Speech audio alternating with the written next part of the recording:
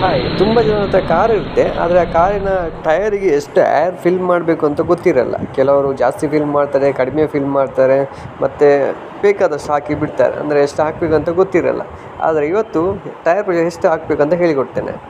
ನಿಮ್ಮ ಕಾರಿನ driver door open ಮಾಡಿದಾಗ ಡೋರಿನ ಸೈಡಲ್ಲಿ ಪಂಚ್ ಮಾಡಿರುತ್ತೆ. ನಿಮ್ಮ ಕಾರಿನ ಫ್ರಂಟ್ ಟೈರ್ಗೆ ಎಷ್ಟು ಏರ್ ಹಾಕಬೇಕು, ಹಿಂದಿನ ಬ್ಯಾಕ್ ಟೈರ್ಗೆ ಎಷ್ಟು ಏರ್ ಹಾಕಬೇಕು, ಎಷ್ಟು ಜನ ಇದ್ದರೆ ಎಷ್ಟು ಏರ್ ಪ್ರೆಷರ್ ಬೇಕು ಅಂತ ಅಲ್ಲಿ ಪಂಚ್ ಮಾಡಿರುತ್ತೆ. ಅದನ್ನು ನೋಡಿ ಹಾಕಿ. ನಾವೇನಾದರೂ ಟೈರ್ ಪ್ರೆಷರ್ ಜಾಸ್ತಿ ಫಿಲ್ ಮಾಡಿದರೆ ಸೆಂಟರ್ ವೇರ್ ಆಗುತ್ತೆ, ಅಂದರೆ ಟೈರಿನ ಮಧ್ಯೆ ವೇರ್ ಔಟ್ ಆಗುತ್ತೆ. ಈ ಥರ ಸೆಂಟರ್ ಟೈರಲ್ಲಿ ಉಂಟಲ್ಲ, ಸೆಂಟರ್ ಟೈರ್ ವೇರ್ ಔಟ್ ಆಗುತ್ತೆ. ಟೈರ್ ಪ್ರೆಷರ್ ಕಡಿಮೆ ಹಾಕಿದರೂ ಟೈರ್ ವೇರ್ ಔಟ್ ಆಗುತ್ತೆ, ಅಂದರೆ ಎರಡು ಕಡೆ ಟೈರ್ ವೇರ್ ಔಟ್ ಆಗುತ್ತೆ.